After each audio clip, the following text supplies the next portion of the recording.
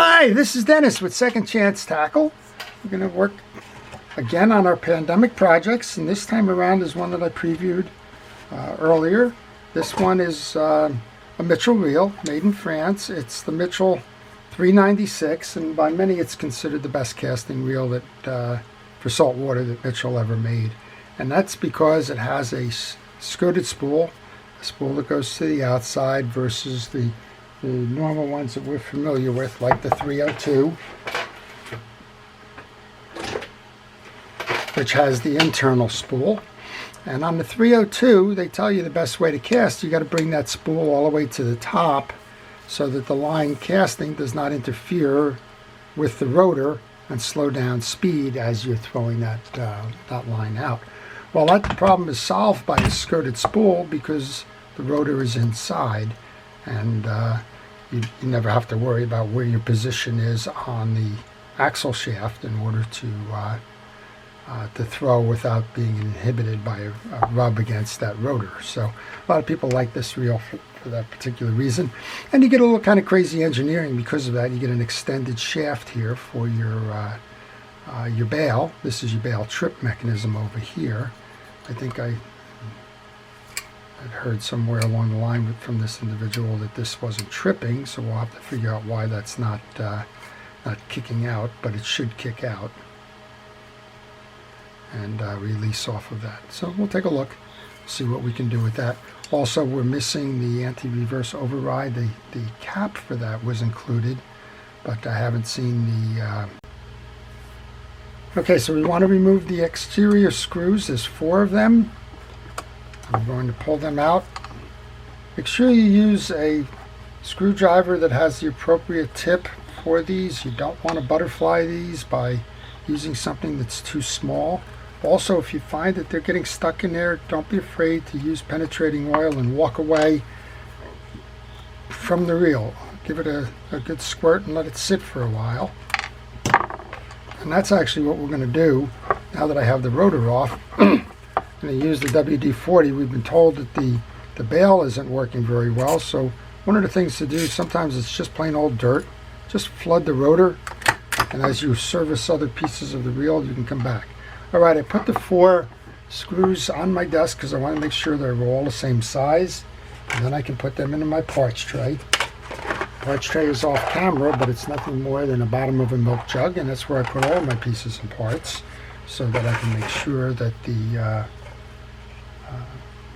pieces and parts are there when I go to reinstall. Let's see if we can get this case off.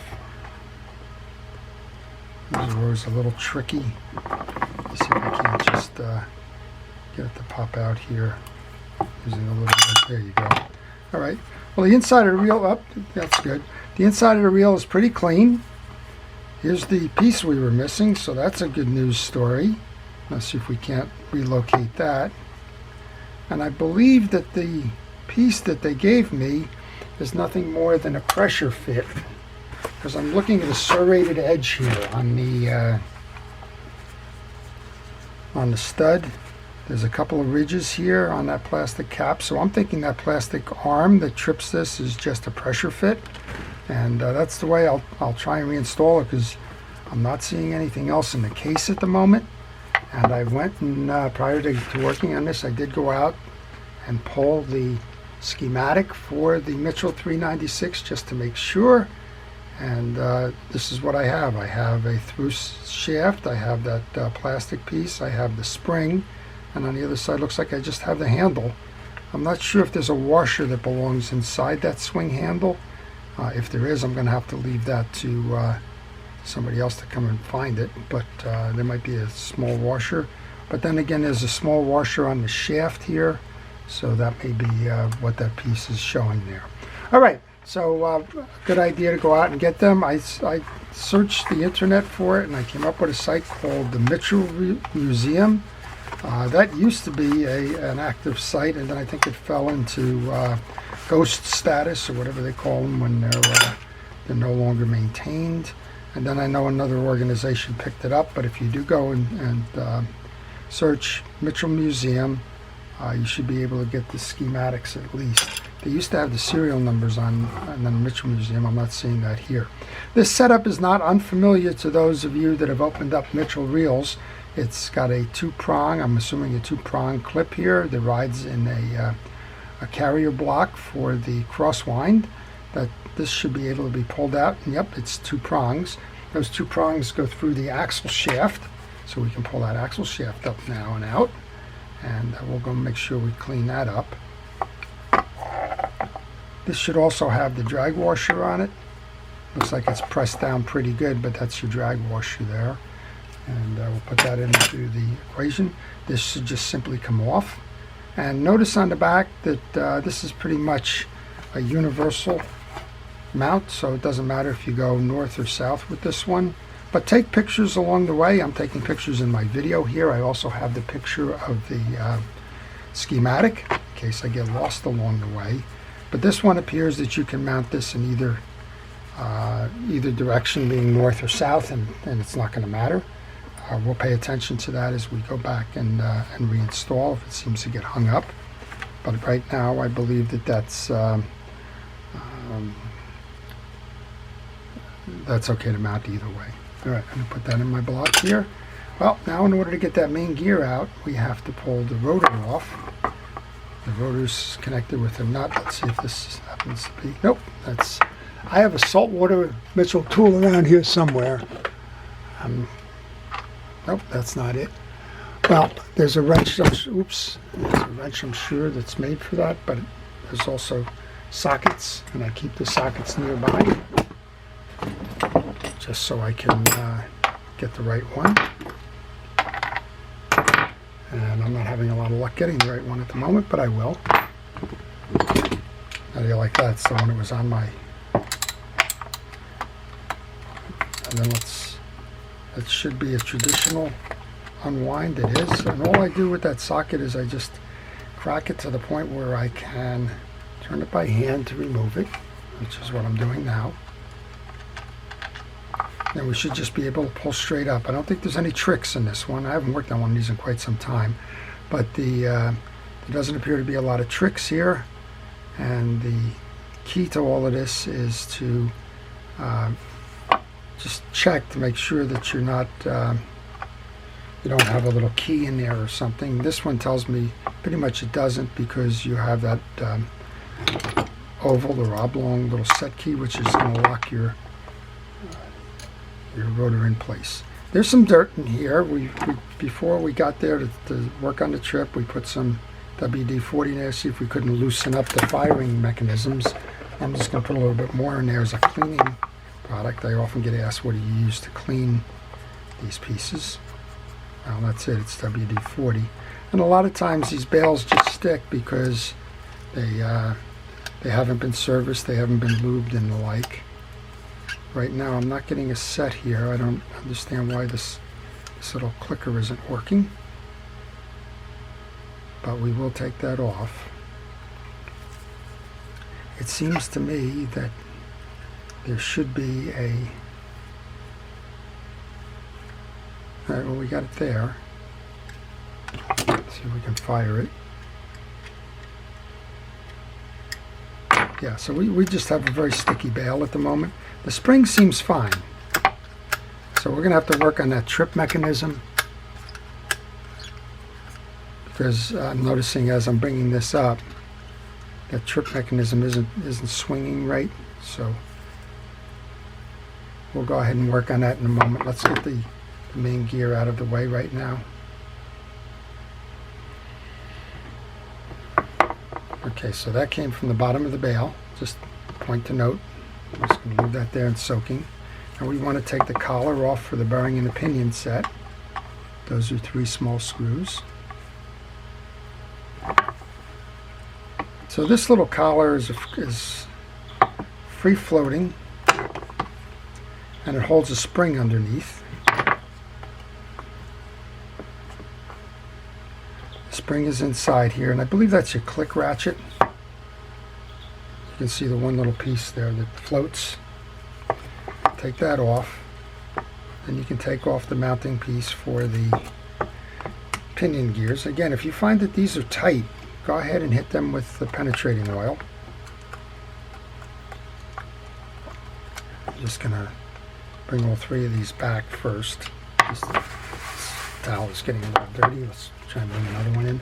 I've been putting that towel there just so you can see a little bit better in contrast to my wood board. And of course, when you take this out with all the grease and the like, it starts to accumulate that dirt pretty quickly.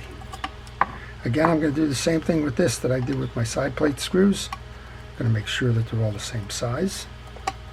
Sometimes you find yourself with a collar nut like this where it's backed up against the arm or something, that it may be shorter.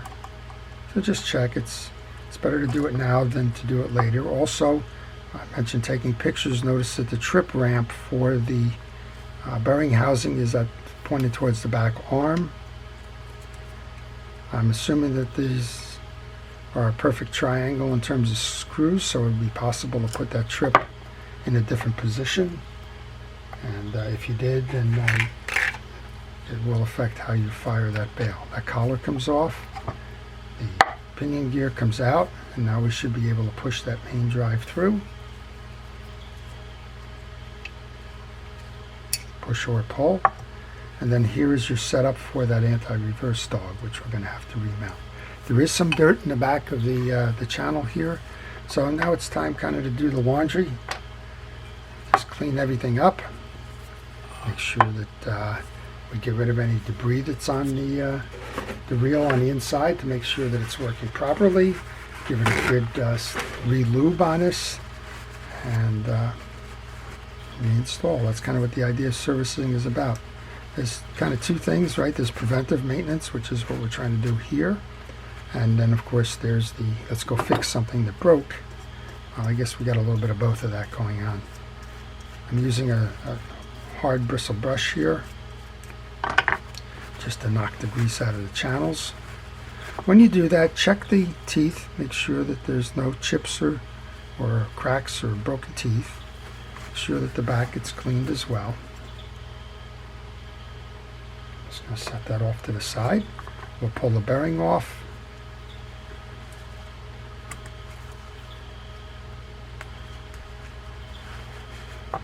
This bearing was packed with grease, so I may just go ahead and repack this with grease. Usually I oil bearings. What I'm going to do right now is I'm going to put some WD-40 on there, some penetrating oil, just to kind of make sure it's loose, and then I'll probably go back and repack that bearing. Then we have our pinion gear. We want to do the same thing here. We want to clean the channel out. You can see how quickly that towel gets dirty from the old grease. Just clean the channel out and check the teeth. Wipe it down. Make sure that you have good definition in the teeth and that they're all spoked properly. Nothing warped or broken or the like. Then we can come over to our case. Those of you that may have been working on this and seen that you lost the spring or something, here's a good time to show you how that spring is oriented. That holds your anti-reverse dog in as we go back cleaning this. I'm just using cotton swabs. Some folks have asked me what I use to clean the inside of a reel. Most of the time I use just cotton swabs. If I need to break up the grease a little bit, I'll use that penetrating oil again. I'm noticing that I just have a shim washer that came off, so I'm going to just put that right back on the main gear. And this case, the reel is not the problem. The problem was that the anti-reverse piece came loose. So we'll make sure that this one gets out there and gets fishing again. We'll also figure out what's going on with that bail. But right now this is a pretty clean internal case. And normally I would like to set this dog to the off position in order to reload the thing. So let's go ahead and figure out how this works. Now, I'm looking here at a little V in the bottom of the case. I'm not sure if everybody can see that, but there's a little V here in the notch, and I believe that's where this spring is going to anchor. And we know this is the downside of the the assembly because this has got to come through the hole. So let's clean the shoulders of the assembly.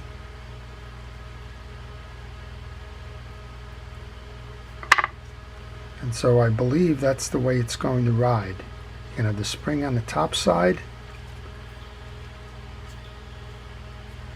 which goes through like that. That'll allow the spring to flex out that way with the handle. The point will come through that hole in the case, and that handle looks like it's just pressed on. So I'm going to kind of give it our all. I'm going to put a little bit of grease onto that piece there. I'm going to pull the dog out of the way. This ought to be interesting. Start to seat the cam mechanism there. And now I've got to work to get that spring into the groove. And this is a little bit like setting that eccentric spring on a Pinion product. The free spool spring. I'm going to just grab it by the tab and try and bring it over the shoulder. This is tough to kind of show on camera here, but I just set it like that. I brought it over the shoulder. Now I believe I have to, I want to just see, I have that through. You can see that rests on there. And now let's just grab that handle that they sent me, press that on and see what we got. And it may just be that there's a compression washer, but I didn't find any evidence of it there. I think this simply just presses on. And I believe that what you have to do is you have to pull it to the side, press in and on. And that should be it. So it seems like it's fitting snugly. It's on.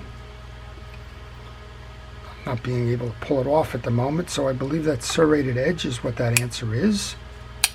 If there's a compression spring under there, I am going to apologize to the owner of this. I don't see it anywhere. Usually if they fall off, it's captured. I think maybe there's somehow this just worked its way off. I would only say that it appears to be installed properly and working again. So before we go to install that main gear, this is the on position. You don't want it in the on position, because as you go to reinstall that main gear, it's going to bump. It's not going to seat properly. So you need to back it off to the neutral position. Let's put a little bit of oil onto that dog so that it rides smoothly. We already greased that eccentric. Let's put some grease onto the shaft here and onto the main teeth. And on this one, because you're driving that crosswind idler block, whatever it might be called, and I apologize, the purists out there always go nuts when I call something the wrong thing. I'm kind of a rose by any other name, but let's call it the crosswind block. This is going to ride on the face as well, so let's go put that back in. Push down. Oops. That was another oops. That's two oopses now. Let's see if we can keep count of them. This little ring belongs on the back end of that. Now we can put it back in. There we go. Let's take care of greasing up the pinion gear.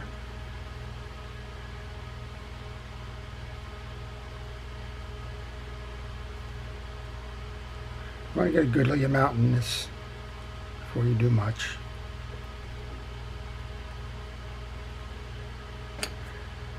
The bearing, I said I would repack that with grease, so let's go ahead and do that.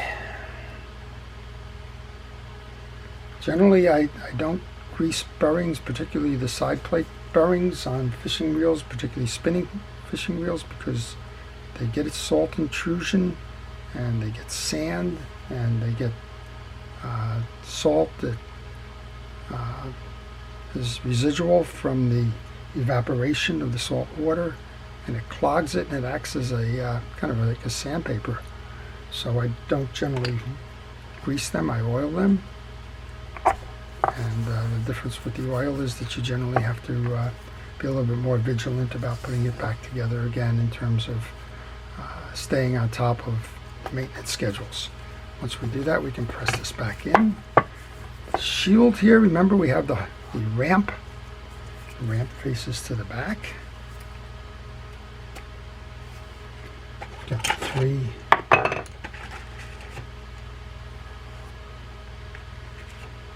set screws for the ramp. Let's put those in.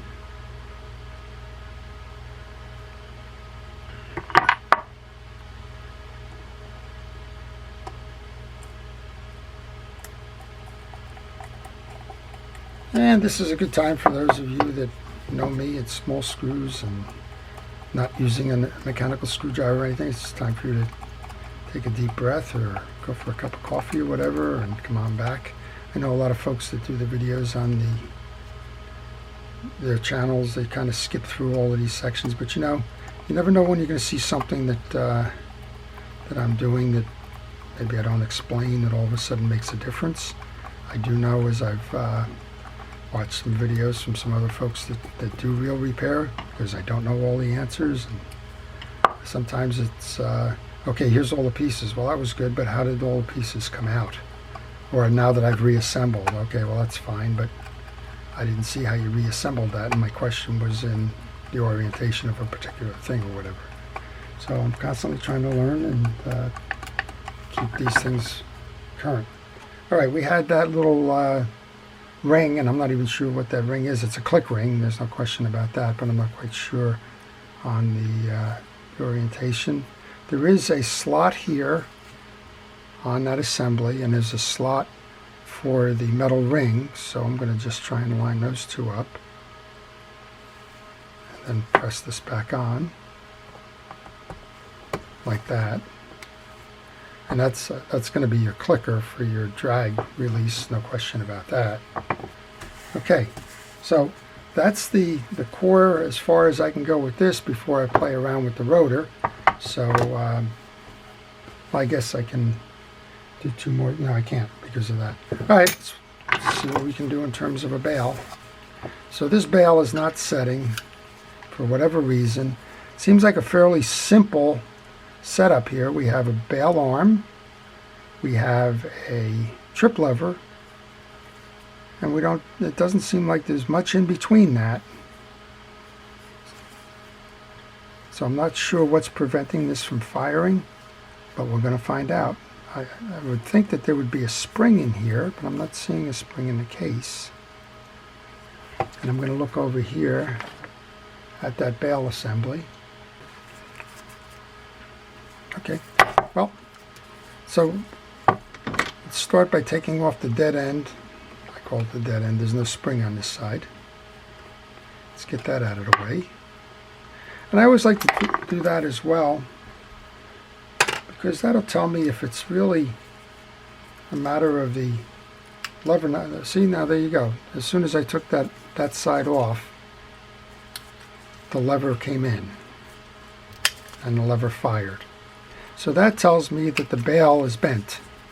So I don't have to take this off in terms of the firing. I need to figure out the alignment on this. And generally speaking, if you find yourself in a situation like this, we also have a broken piece here. So it's quite possible that whatever that piece is that broke there, I don't believe that belongs on the assembly. That actually looks like a piece from here. And it is a piece from here. So what probably happened, this is just a guess, what probably happened is that 1 or 2 of these teeth broke off and wedged themselves in this assembly, because that would be under here, and that's what caused the impediment here in terms of that bail. And until we just released that way, you couldn't find that little piece. So there you go. So the clicker will kind of click, click, not click, click, click, not click, I guess, in terms of how this will turn. But we're missing 2 of those teeth there. There you go. All right, well, the other piece that you want to do with this is you want to make sure that you're not not terribly tangled with this. So let's just see if that was the piece that broke off that was the problem. Let's just put this right back on without trying to bend anything. And that's quite possible that that's what the cause of that problem was.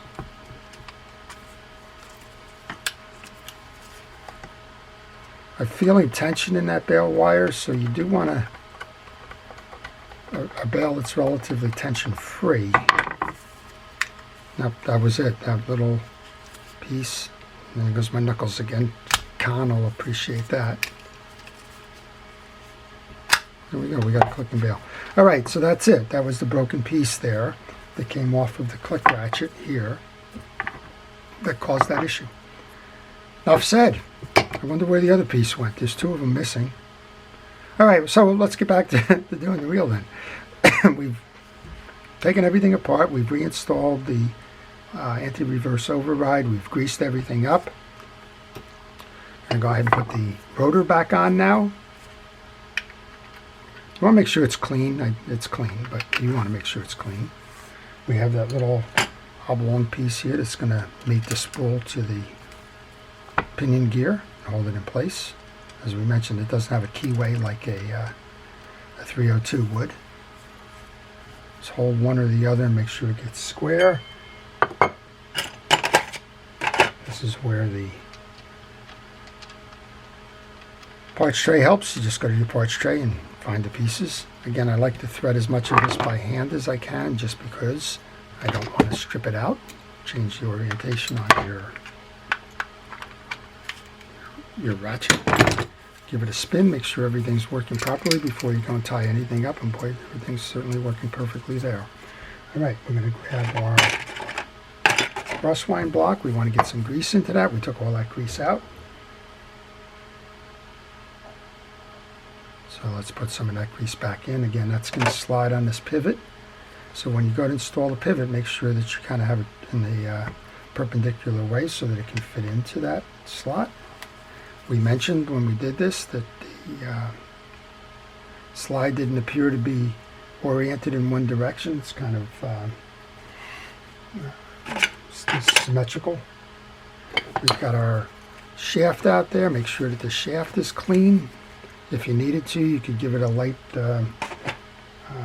rub with some steel wool. If you use steel wool, use 4O, which is the finest. Don't use anything more coarse than that.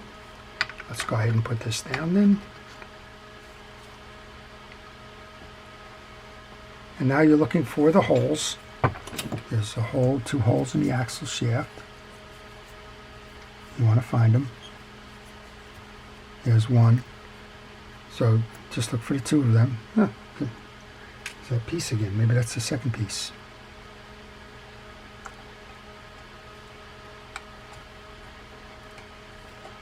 Kind of hard to do this for the camera, but we're trying. All right, so I think I'm close here in terms of the hole. Oh, there we go, a little bit too far. I think I have to get the visual on this one. All right, and then we have that little red-sided piece that goes in, just like that. And if we put the handle on now, this is a good time to do that test drive.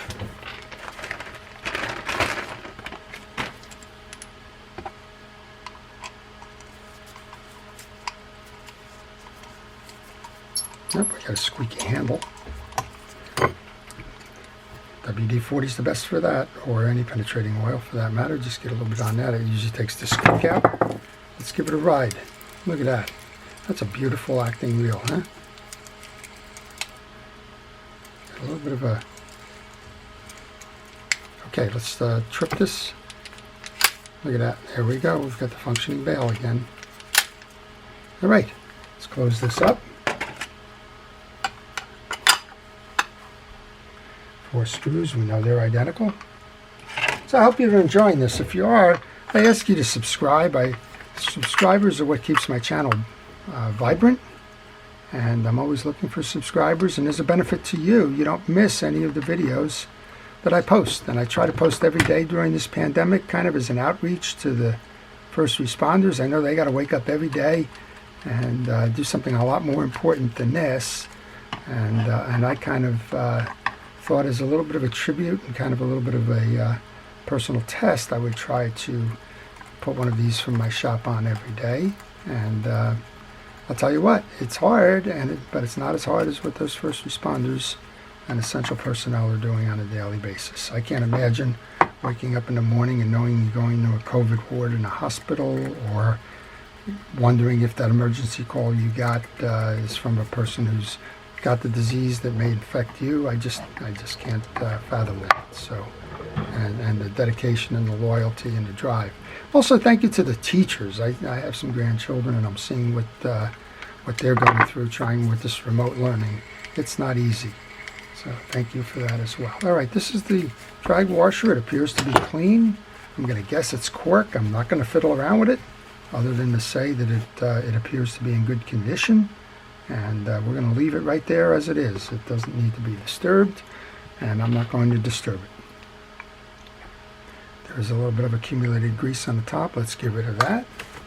Your spool, you just want to make sure your spool's clean on the inside. There is some dirt, as we can tell here, so let's go ahead and do that.